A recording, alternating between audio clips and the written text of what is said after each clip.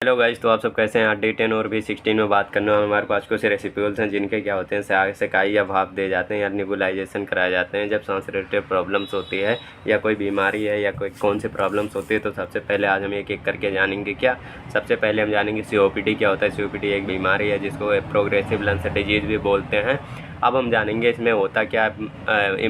COPD में क्या होता है, ईयर फ्लो क्या हो जाती है, ब्लॉक हो जाती है या बहुत प्रॉब्लम आ जाता है जिसके कारण क्या होता है कि मतलब सांस हम नहीं ले पाते हैं। उसी को बोलते हैं क्या, ईयर ब्लॉकिंग।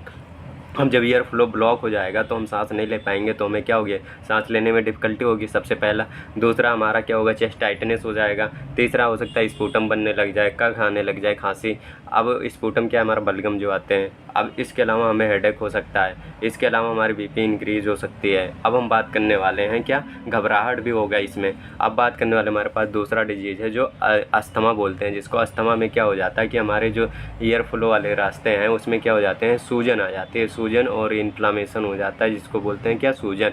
अब इसके अलावा क्या हो जाता है, नेरो जब इन्फ्लामेशन होगा तो क्या होते हैं, जो सरफेस एरिया होते हैं वो डिक्रीज हो जाती हैं, डायमीटर जो है वो कम हो जाता है। जिसके कारण क्या होगा कि हमें जो सांस ले रहे हैं, जैसे भी नॉर्मली ले रहे हैं तो आराम से ज़्यादा सांस एक बार में जा रहा है तो कम जाएगा। जिसके कारण क्या होगी, डिफ़िकल्टी होगी, सांस लेने में प्रॉब्लम होगा, चेस्ट टाइटनेस होगा, हमें स्पूटम बनना स्टार्ट हो सकता है या कफ आने, खांसी।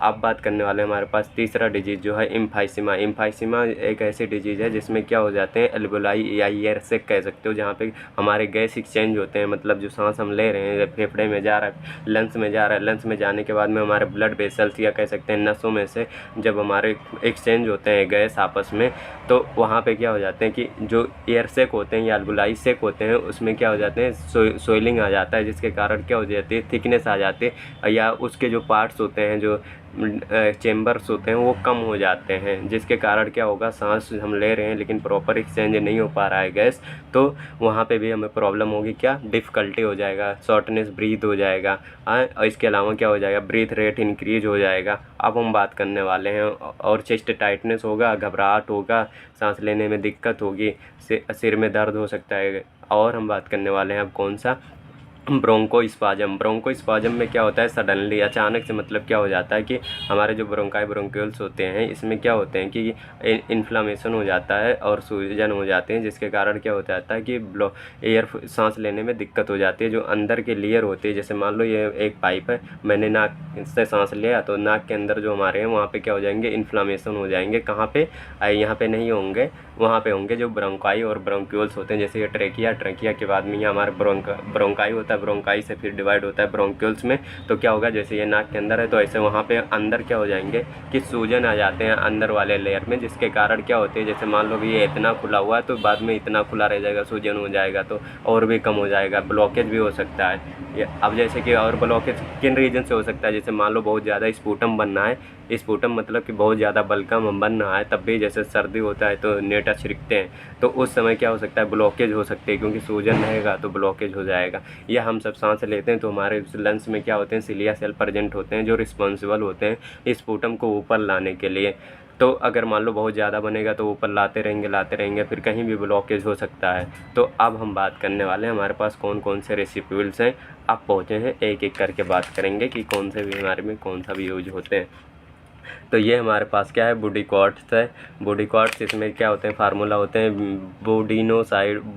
बुडिसोनाइड होते हैं। और दूसरा ये नेबुलाइज़र है, सस्पेंशन। इसका जैसे यूज जो है लगभग ये डॉक्टर प्रिस्क्राइब करते हैं, अपने से ये चीज़ें यूज नहीं करना होता है। बिना डॉक्टर के कंसल्ट से कोई भी मेडिसिन आपको नहीं लेना चाहिए।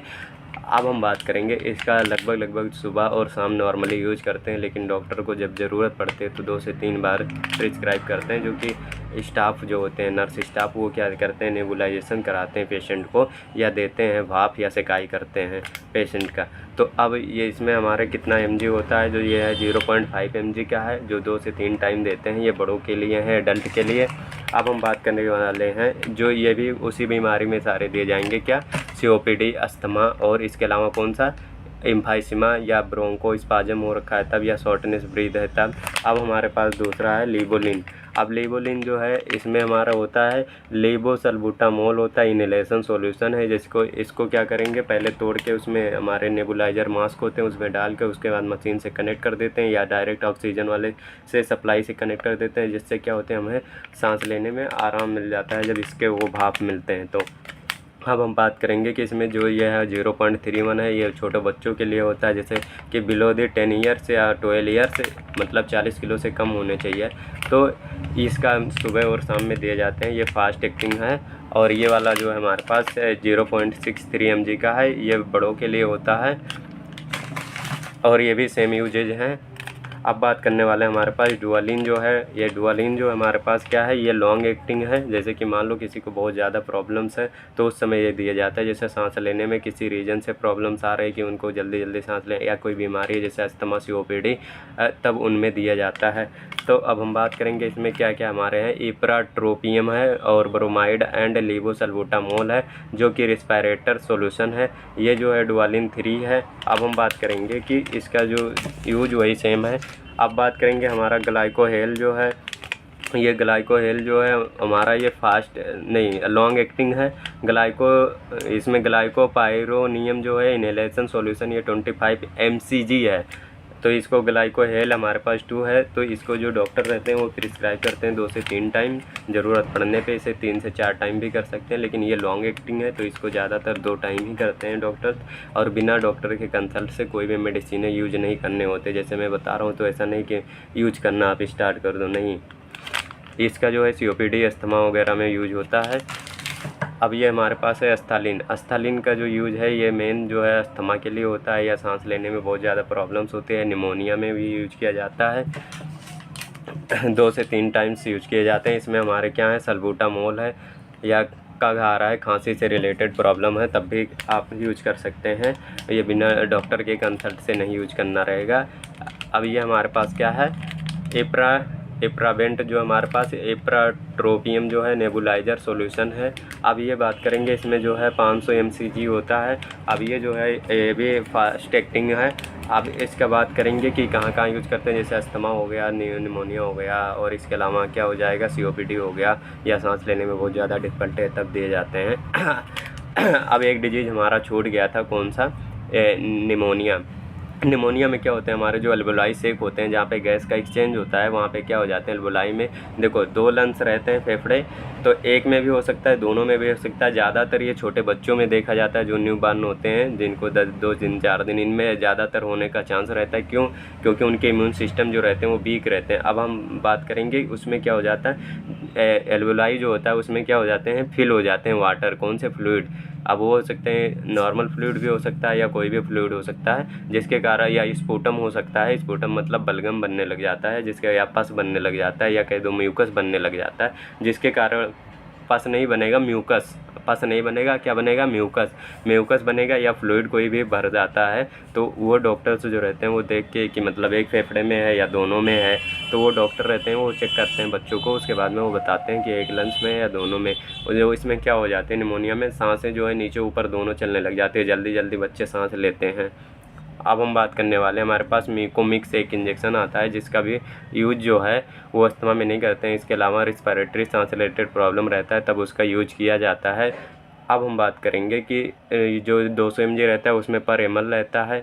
इसके अलावा और जो भी कमी है भाई वो अपना बता दो कमेंट में। बाकी अब देखते हैं और भी अच्छा बनाने का प्रयास करेंगे। कम समय में अब ज़्यादा कंटेंट देना चाहेंगे, अच्छे से समझाने का प्रयास करेंगे। लेकिन कोई भी मेडिसिन है, जो एक मैंने म्यूकोमिक्स इंजेक्शन का बात किया था वो हमारे पास है ये म्यूकोमिक्स, जिसमें क्या होता है एसिटाइलिन सिस्टीन करके होता है, जो 200 mg पर ml होता है। इसको भी भाप लिए जाते हैं, मतलब सिकाई कराए जाते हैं या नेबुलाइजेशन कराए जाते हैं। डॉक्टर प्रिस्क्राइब करते हैं, ये विदाउट प्रिस्क्रिप्शन के मेडिसिन आप नहीं मिलेगा और आप खरीदिएगा भी मत, क्योंकि आप अपने से मत यूज करिएगा। इसमें क्या होती है मशीन होती है, उसमें डाल के नेबुलाइजर में मास्क में ऐसे जगह होती है जहाँ पे इसको तोड़ के डालते हैं, उसके बाद मशीन को ऑन करते हैं, फिर उसके बाद आपको सांस लेने के लिए दिया जाता है। अब जैसे कि इसका यूज जो है वो COPD में यूज किया जाता है या और रिस्पायरेटरी रिलेटेड प्रॉब्लम्स में यूज किए जाते हैं। तो अब हम इनके कुछ साइड इफ़ेक्ट की बात कर लेंगे। जैसे मान लो आपके नाक और माउथ में मास्क लगे हुए रहते हैं जिससे आपको सांस लेनी रहती है, इसमें से भाप जो जाते हैं, तो आपको अगर मान लो कि हो सकता है फंगल इन्फेक्शन होने का चांस रहेगा माउथ में। इसके अलावा आपको हो सकता है अनकम्फर्टेबल फील हो माउथ, या कग आ सकता है, खांसी जिसको बोलते हैं, या हो सकता है बलगम बनने लग जाए थोड़ी बहुत, क्योंकि जब भाप जाएगा तो आपको हो सकता है सेंसेशन थोड़ी अच्छी ना लगे, जिसके कारण ये सब दिक्कत हो सकते हैं। आपको हो सकता है कि थोड़े बहुत प्रॉब्लम से सांस लेने में आ सकती है कुछ समय के लिए, जब तक ये भाप चलता रहेगा। अब हम बात करने वाले हैं कंट्रा इंडिकेशन। जैसे कि मान लो बिना डॉक्टर के कंसल्ट से किसी भी मरीज़ को नहीं लेना चाहिए, जैसे किडनी फेल्योर या हाइपरटेंशन या डायबिटिक पेशेंट या प्रेगनेंसी या मदर फीडिंग, तो या छोटे बच्चों के लिए नहीं यूज करना रहेगा बिना डॉक्टर के कंसल्ट से। तो ये सारे क्या हो जाते हैं कंट्रा इंडिकेशन, कि ऐसे लोग को नहीं लेना चाहिए। कंट्रा इंडिकेशन का मतलब ये है कि इनको नहीं लेना चाहिए उसकी बात होती है। जैसे किसी को बीमारी हो रखा है या वैसे नॉर्मली कि इनको नहीं लेना है, तो वो बातें होते हैं। बाकी जो कमी है भाई वो वीडियो में बता दो कमेंट में, और जो नए वीडियो चाहिए उसके बारे में बता दो किस पे चाहिए, आपको फिर बनाता रहूँगा। अभी तो कम है तो भी हम सबका सुनते रहेंगे, बनाते रहेंगे।